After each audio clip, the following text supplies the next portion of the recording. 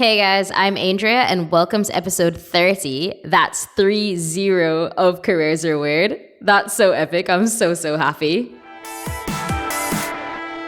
The tea is piping hot today. Careers are so weird that they will have grown-ass adults acting like spoiled brats trying to take credit for your work.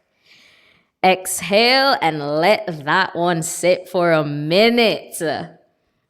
Guys, in a world where nothing is really and truly that serious, there are some actual grown-ups, they're out there, taking credit for the work of really smart and ambitious 20-somethings, such as, well, the vast majority of you guys and my whole listener base.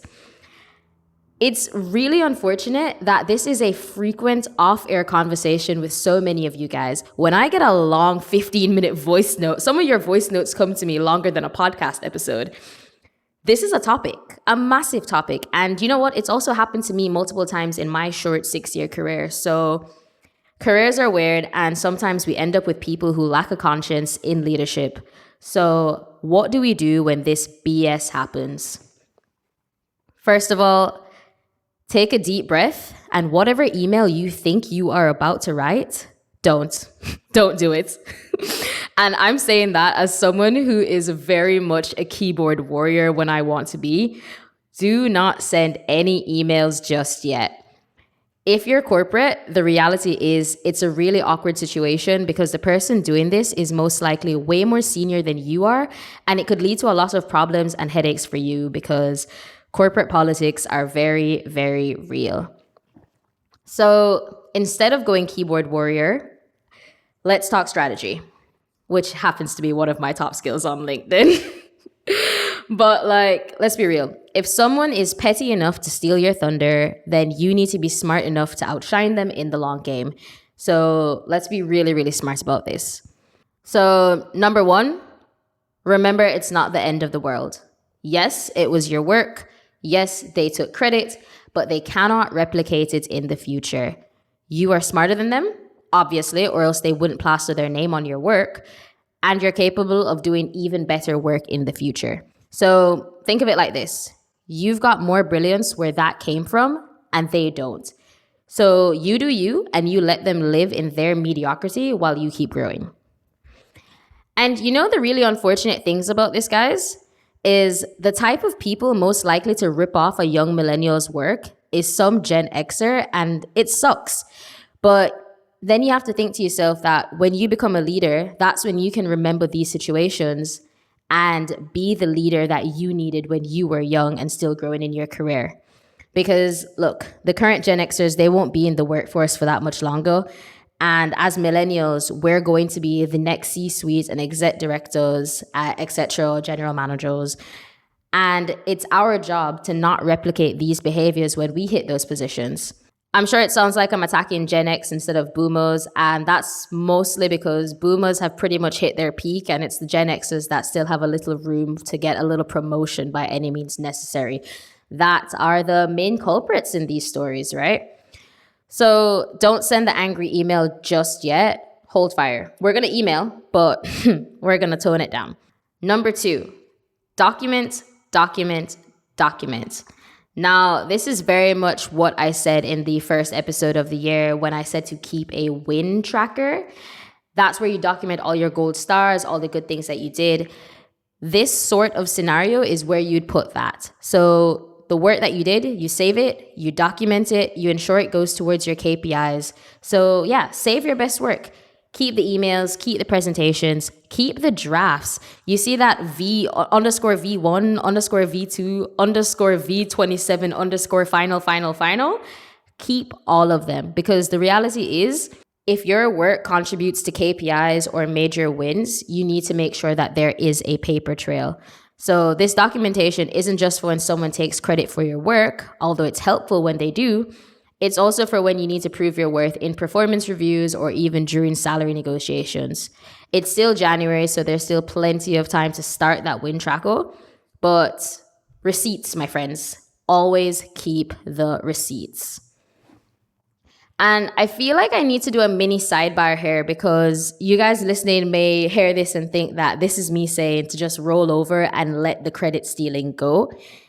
Guys, I am not that girl. I am not a saint. I get mad. I get territorial over my work because I take a lot of pride in my work.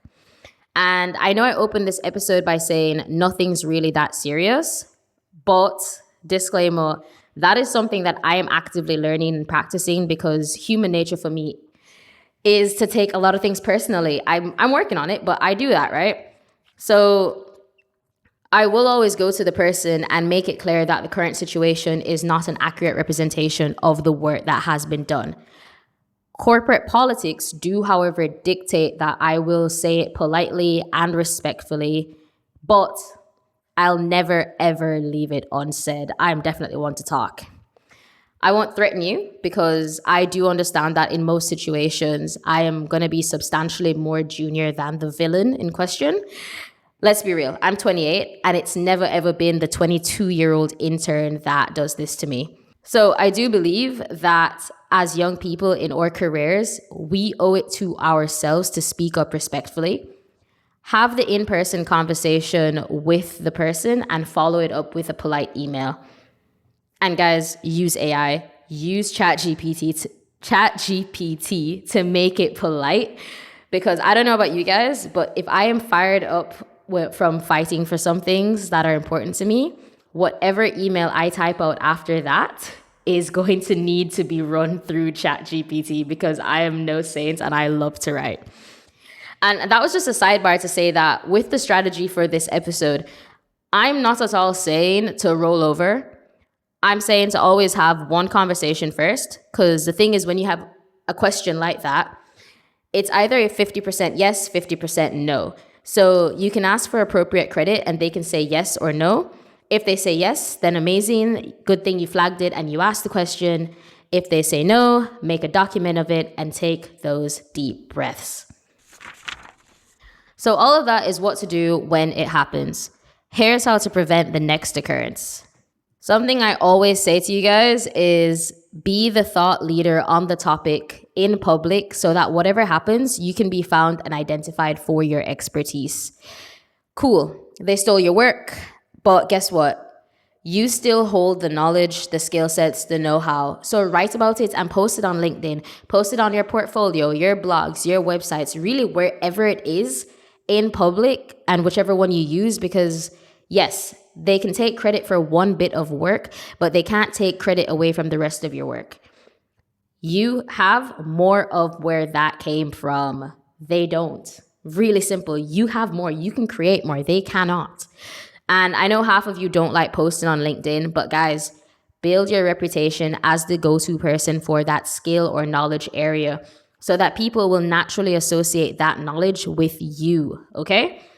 Very, very important thing. I know you guys don't like it. I will always advocate for it. I'll always say, what do I always say to you guys? Hold on.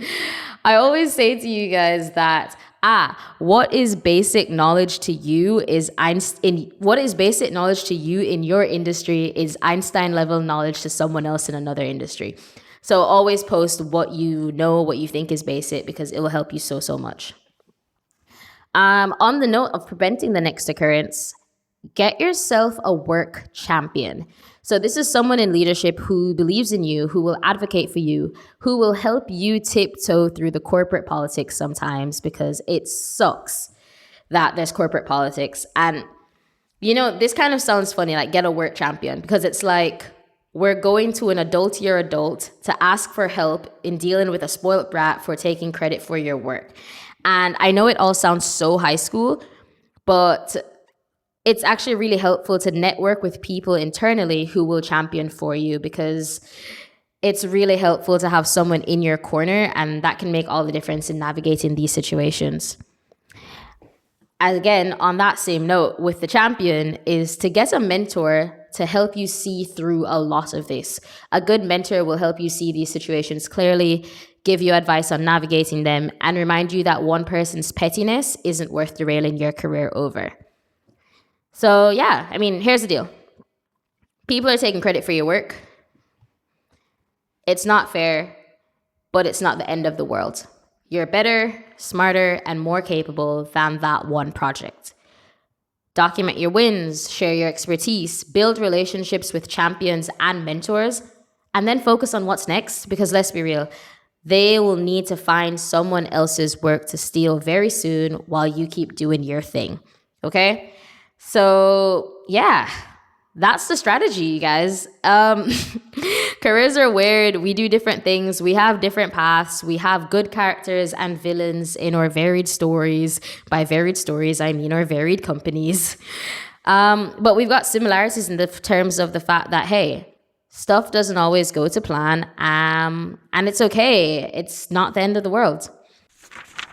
That is a wrap on another milestone episode. That's episode 30, you guys. Episode 30. Like I said at the start, I'm super, super happy. I think that's so cool.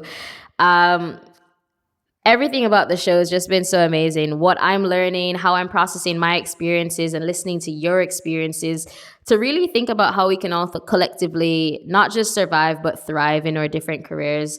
These episodes would not be a thing without you guys. And just thank you so much for just messaging me, listening to the show, sharing it. I appreciate you guys. And I'm growing so much because of you guys. And that's it. You know, my only ask from you guys is to like, comment, subscribe, follow, double tap, whatever sort of engagement you can do on Apple Podcasts, Spotify, YouTube, Instagram. Yeah, just please do that. We've got like 8 consecutive weeks of interviews incoming. So until next Wednesday, stay weird and stay ambitious, my friends.